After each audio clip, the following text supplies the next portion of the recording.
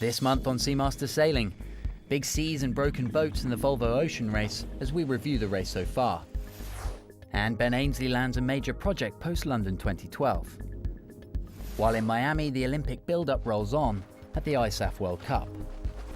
And Seamaster Sailing takes an exclusive trip to the Canary Islands for the opening event of the 2012 RC44 Championship, and an insight into how the top team of last season put it all together. But first, news from around the sailing world. After high winds delayed the start, Sailing Arabia the Tour got underway from Bahrain.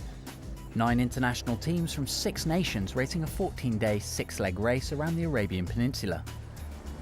The first leg from Bahrain to Doha was won by France and Daniel Subon's Coureur Dunkirk. Next stop, Abu Dhabi, and then on to Ras Al Khaimah. The 2012 America's Cup season is coming alive, with teams joining the tour and training taking place around the world. Down in Auckland, the new Italian Luna Rossa team sailed for the first time and began their joint training program with Emirates Team New Zealand. While in San Francisco, Defenders Oracle Racing were due to begin trials. Right now, all of the major players are building their 72-foot America's Cup boats in top secret, and the first event on the 2012 World Series in Naples is just 2 months away.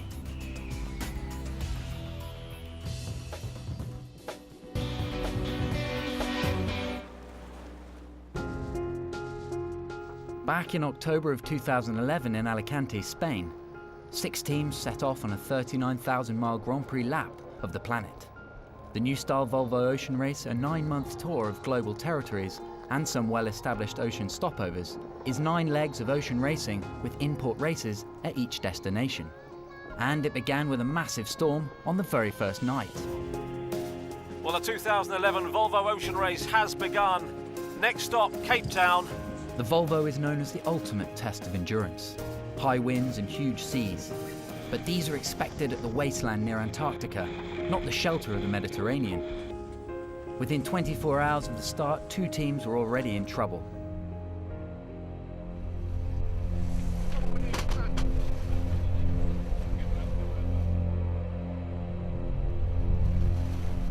The mast on Abu Dhabi came crashing down.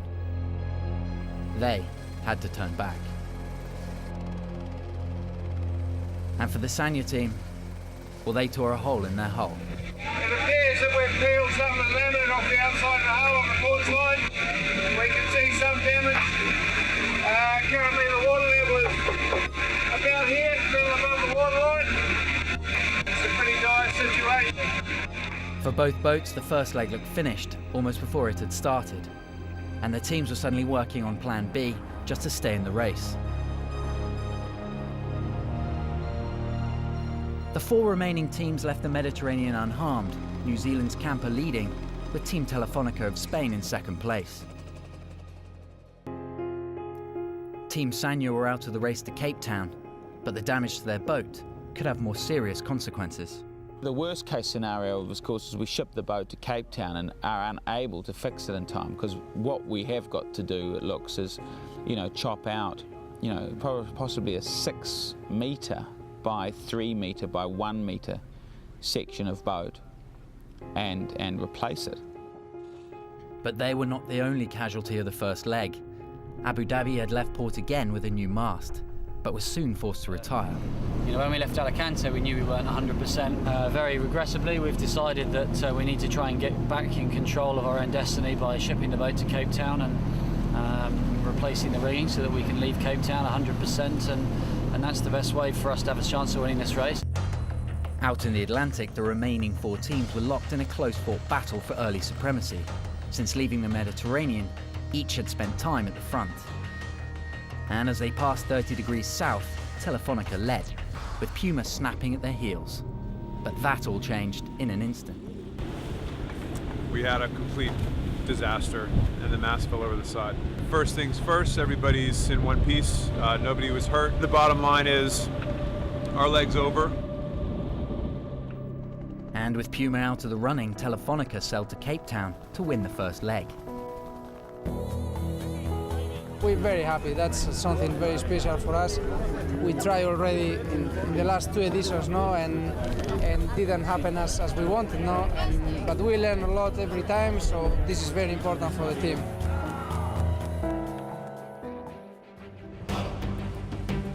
As the teams left Cape Town for the start of Leg 2, the fleet was back to full strength. Puma, Sanya and Abu Dhabi were all able to make the necessary repairs and were back in business.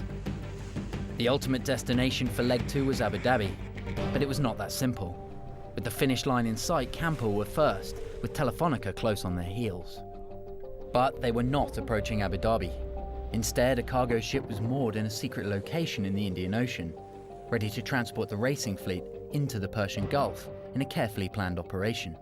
The race organisers had split the leg into two, and it was Telefonica who pipped Camper to the cargo ship pit stop.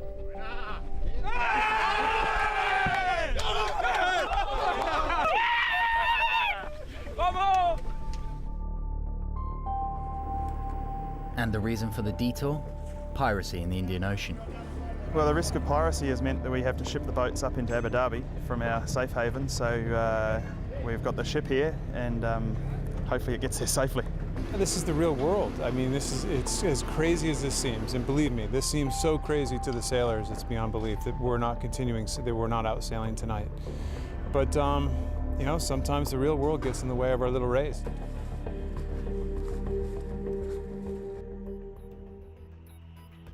Having crossed the Indian Ocean without incident, the teams unloaded their boats in Sharjah in the UAE.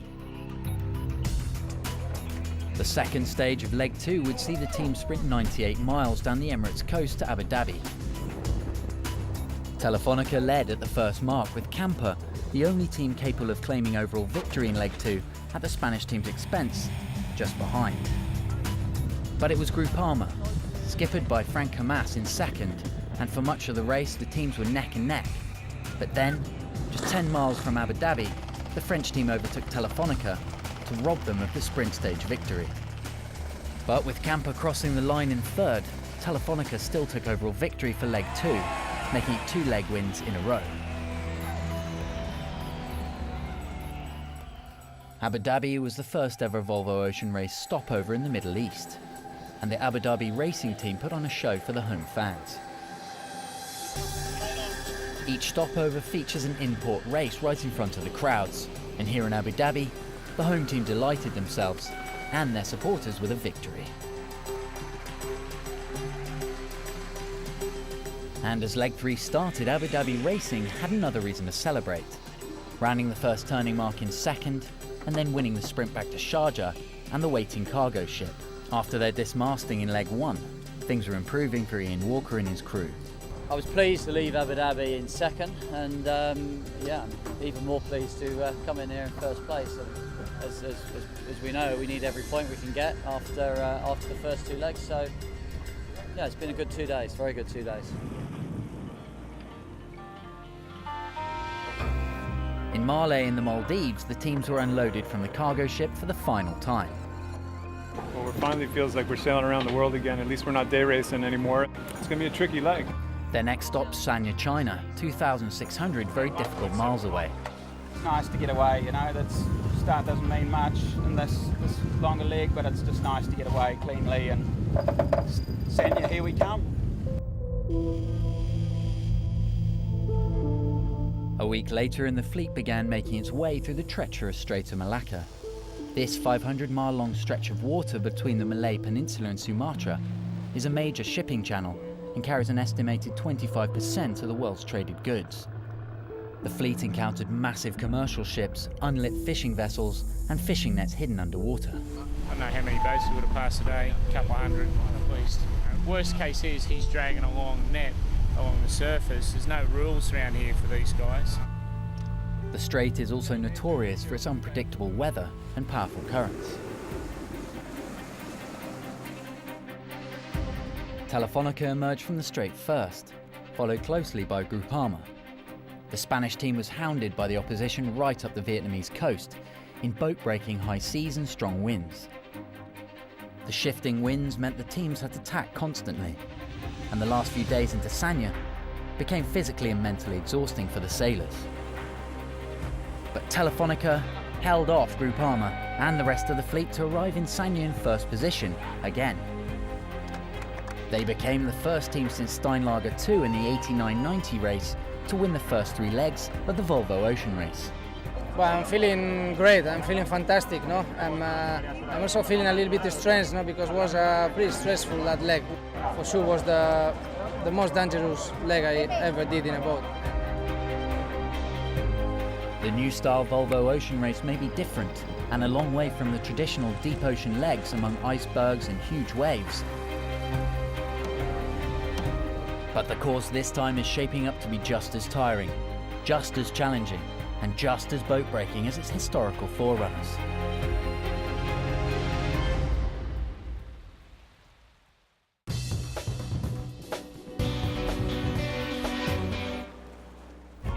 Biscayne Bay, Miami has played host to an ISAF Sailing Olympic class regatta since 1990, but this year is a special one. It's Olympic year, and the London 2012 clock is ticking. Everything prior to Perth was leading up to the conclusion of our trials, and now we're through that, and everybody here in Miami is now beginning their final 6-month plan, if you will, to be physically and mentally ready for the games later this year. And because with just 6 months to go to the Games, the Olympic cycle is reaching its critical phase. 529 sailors and 41 nations were competing in the 6-day regatta in the 10 Olympic and 3 Paralympic classes. Biscayne Bay is a beautiful warm antidote to a European winter. But this year it was light and shifty, a challenge for sailors working on their build-up to London 2012. Everything's going pretty well. Qualified fit for the Olympic Games, and really I'm here for as a training regatta, really trying to make the most of the light winds. For Dempsey, practice could not have gone better. He won all 11 RSX men's races to take gold by 20 points. In the laser radial class, the world numbers 1 and 2, Marit Baumeister and Evie van Acker, began the week as favourites. But it was Lia Zhu from China who won the week, while Austrian pair Nico Delacarth and Niklas Resch took gold in the 49er class. In the 470s, both men's and women's classes were dominated by former World Championship winning teams. Lisa Westerhoff and Lobke Berghout, who won the 2010 World Championship and were nominated for World Sailors of the Year last year, won the women's class. While the all-conquering form team and reigning world champions Matthew Belcher and Malcolm Page continued their impressive run that makes them odds-on favourites for a gold medal in August. And equally dominant were the reigning world champions Robert Scheidt and Bruno Prada, who took gold in the Star. Regatta went really well, couldn't be better, we won in the end, so we're really happy. I think it was a very important event for us because it's the beginning of the Olympic year. Britain has been on top of the Olympic medal table since Sydney 2000, and once again left Miami with the biggest medal haul, winning 3 golds, 4 silvers and a bronze. Next month, the ISAF Sailing World Cup heads to Europe and Palma for the Princess Sophia Trophy.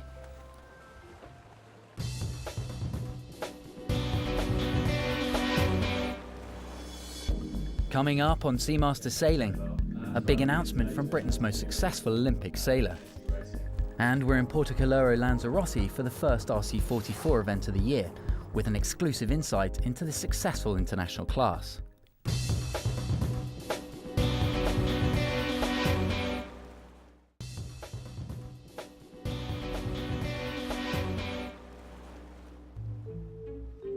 Right now, the focus for Ben Ainslie is to be one of the greatest Olympic sailors of all time, by winning his 4th gold at the London 2012 Olympic Games. But with an eye to his future in the sport, Ainslie has already teed up a high-profile post-Olympic ride that could see him as a central figure in the 2013 America's Cup in San Francisco. Been fortunate to have had success in the Olympic Games, but I've yet to be part of a winning team in the America's Cup. With the new boats, it's much more dramatic. You know, you're going to see boats capsizing, pitch poling. A little bit stressful, to be honest, because there's, you know, a lot going on. I think hard work in general. It's, you know, having the determination to go out and do these things. You know, obviously London 2012 is huge, and then this is also, you know, a huge opportunity moving forward for the rest of my career. He's here to reveal his plans for after the London Games. Let's please give him a very warm welcome, Ben Ainslie. We're here today to announce a new team, Ben Racing. We're competing in the 2012-2013 America's Cup World Series. The hope is that by competing in this circuit with this team, to actually take on the America's Cup after 2013. And in the meantime, I'm going to sail with Oracle Racing in the America's Cup. So I'm joining them to help them try and hold on to the Cup in San Francisco in 2013. Ben's a proven winner, very determined, very talented. And I think even though these boats are different, talent's the key thing. As a kid growing up, I think the Olympics and the America's Cup were the two big ambitions, really. Russell's got a huge amount of experience in the Cup, and he's the proven winner in this game. So for me, to be able to be, you know, not just for Russell, but the rest of the guys in the team, it's a great opportunity. The sailing in February and March, what's the plan there? Is that just 45s? Yeah. And you know, testing. We've been testing boards, a few sails. The first Olympics I went to, and yeah, I think I definitely felt some kind of post-Olympics depression afterwards. You know, suddenly waking up in the morning and not having to go training and not really working towards anything was a really weird feeling. And so ever since then, I've always tried to know that I have something to move straight into after the Olympics. It would be good to get focused on that as soon as the Olympics are over. But you know, until that time, it's all about the Olympic Games.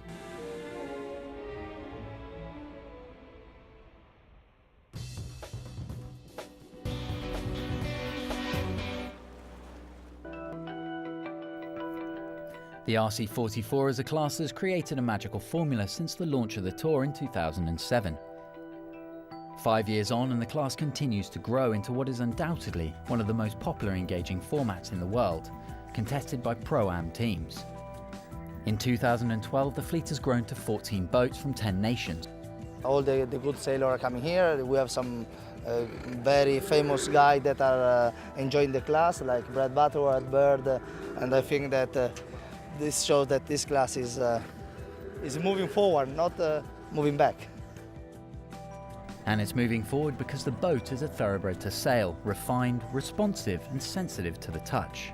It is a great boat. It has always been a great boat, and it's the only class where you have a competitive field. So I think if you want to sail big boats, that's the only class to sail at the moment, and it's a great boat, sure.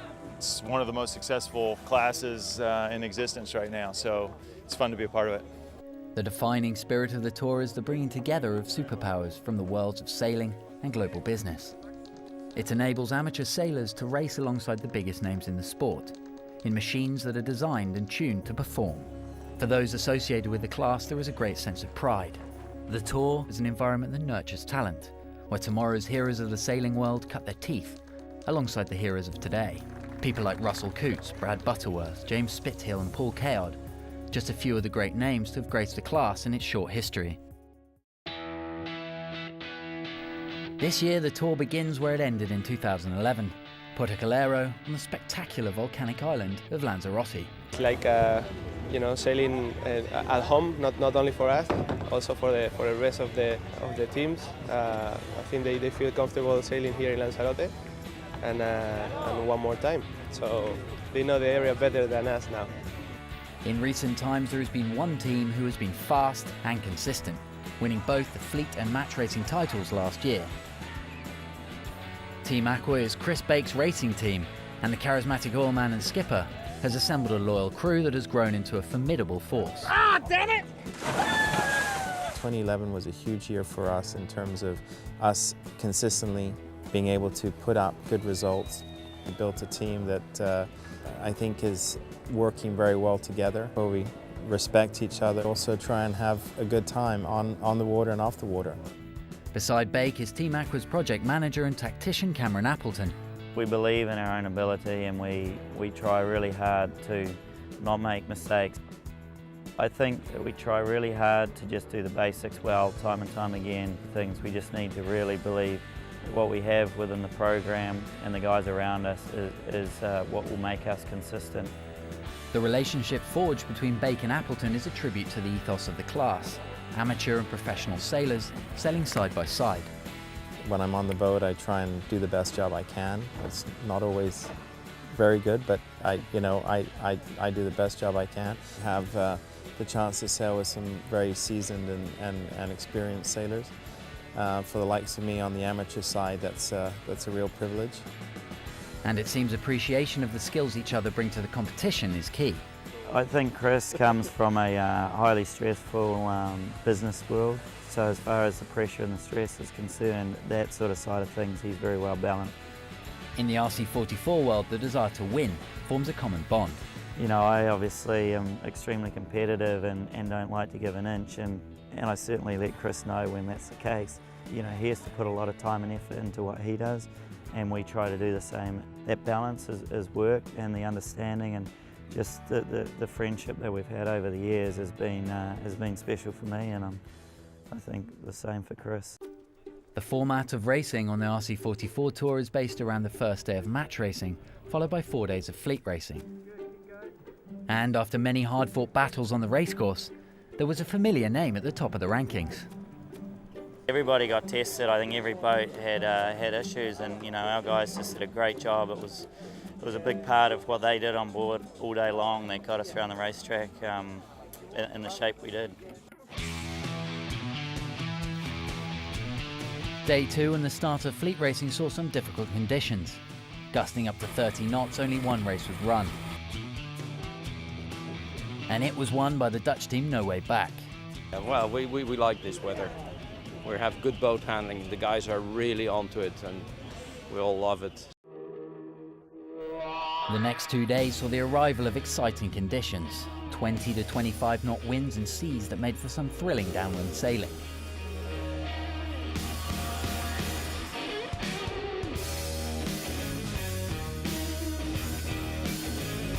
With a few teams shuffling places at the top of the leaderboard. After a few thrills and even a few spills, one team yet again was right in there, heading into the final day.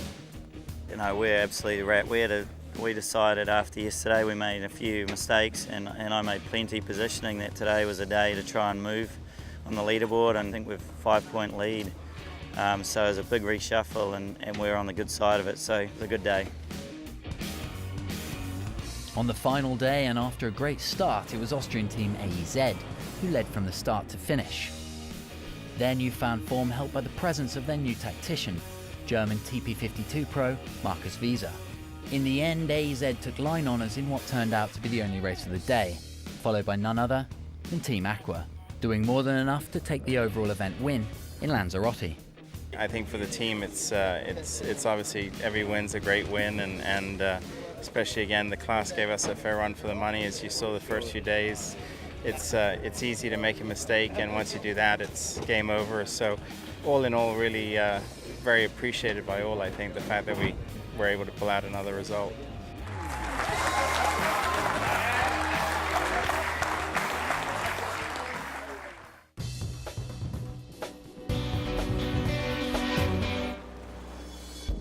Coming up next month on Seamaster Sailing, the Extreme Sailing Series begins the year in Oman, with new teams, new faces, and new races.